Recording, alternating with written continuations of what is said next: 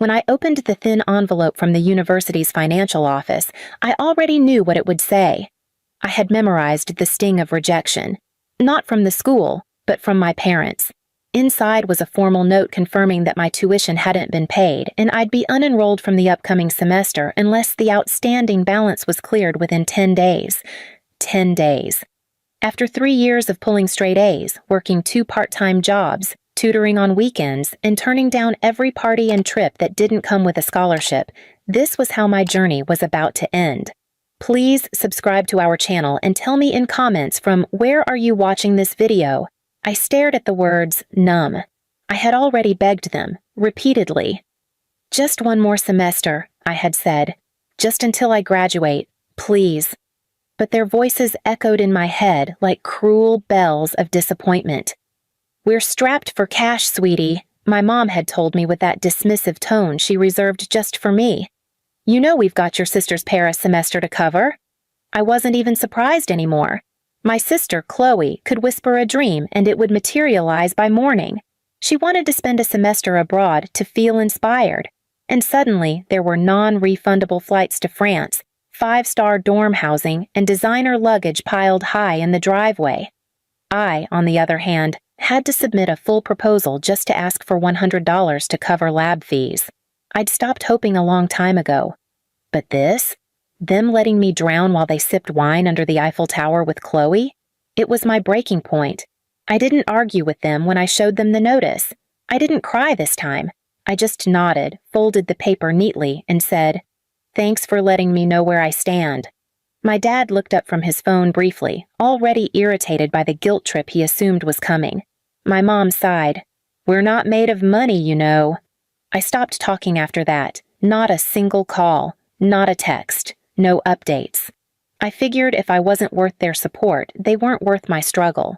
But what they didn't know was that I didn't give up. I never have. I went to the school administration and explained my situation, not as a sob story, but as a practical plea. One professor who had watched me come alive in her classes vouched for me. Another connected me with a scholarship foundation that helped students in crisis. I applied for emergency funding, sold off some personal belongings, and picked up an overnight shift at a local print shop. I averaged 4 hours of sleep a night. My body hurt, my mind throbbed, but I stayed in school, quietly, invisibly, without a dime from the people who were supposed to believe in me. Meanwhile, their Instagram stories flooded my phone whenever I dared to open the app. Chloe clinking glasses on the sand.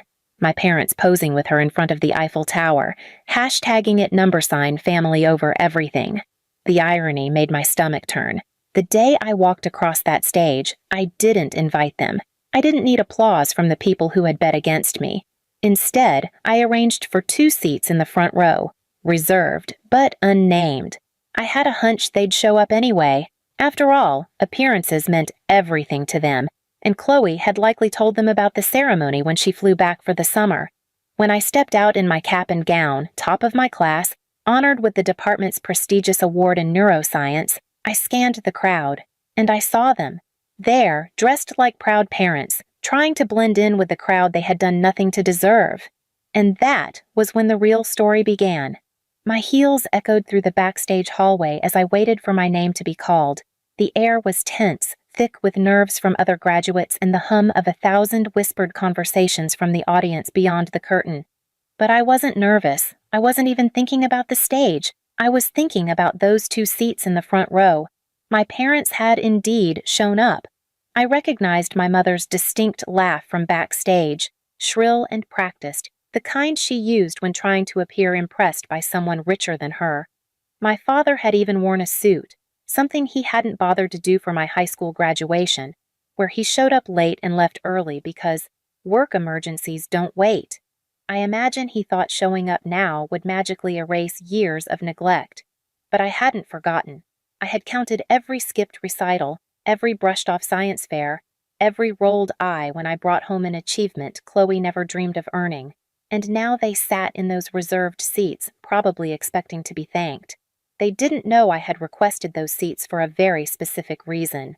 Valedictorian of the graduating class, the dean announced, a student whose perseverance, brilliance, and strength define this university's values.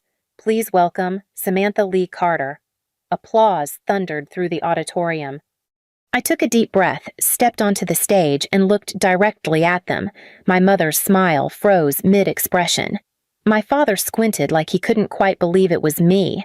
Chloe was seated beside them, holding her phone, lips parted in disbelief. I walked across the stage. I didn't wave. I didn't blow kisses. I didn't even smile.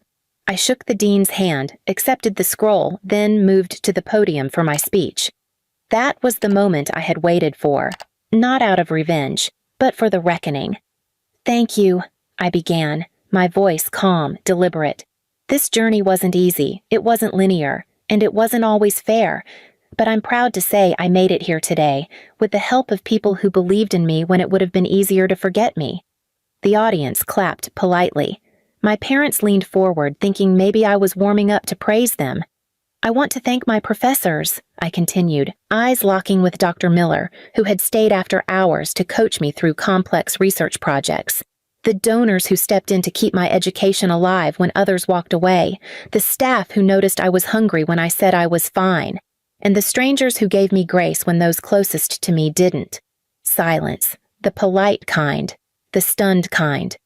"I didn't come from a family that celebrated effort," I went on, my gaze landing on the first row like a spotlight.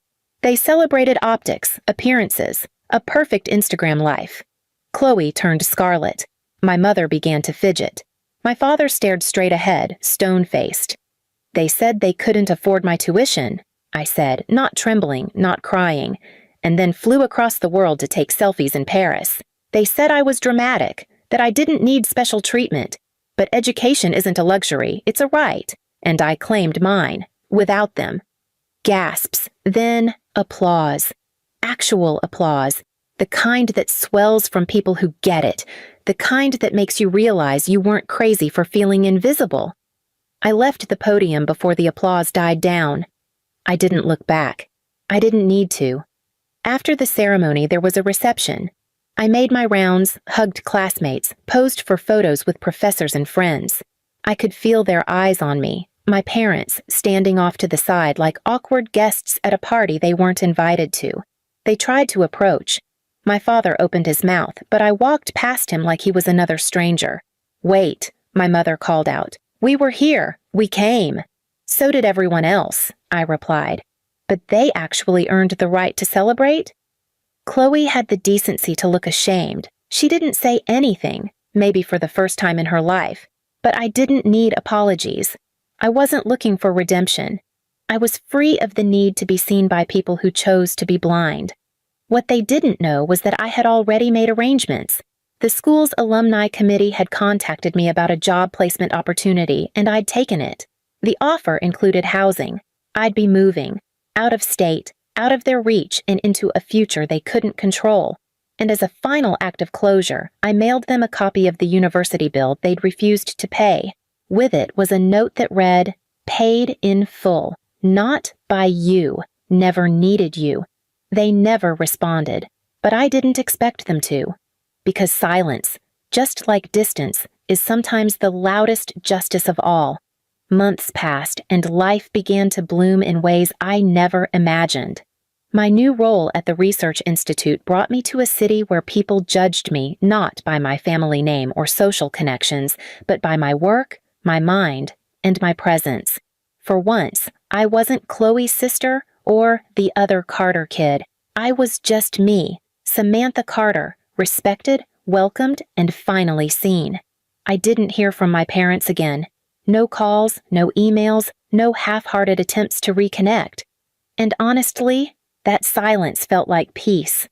But then, one day, I received a message from my old neighbor, Mrs. Tilda, the sweet woman who used to bring over banana bread when I was little. She told me my parents had sold the house.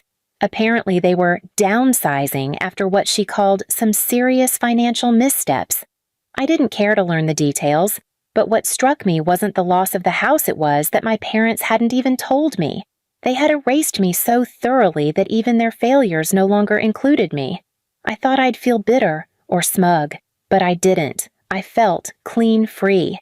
To close the chapter, I boxed up my old college photos, my awards, and the letter of recommendation my professor had written calling me one of the finest minds he'd mentored in 2 decades. I looked at them not as proof for anyone else, but as quiet reminders for me. Proof that I had climbed the mountain, alone, that I'd become the kind of woman they never thought was worth investing in, and that I had turned their rejection into my motivation. In the end, I didn't need to take revenge. Success was enough. Silence was the most honest conversation we ever had.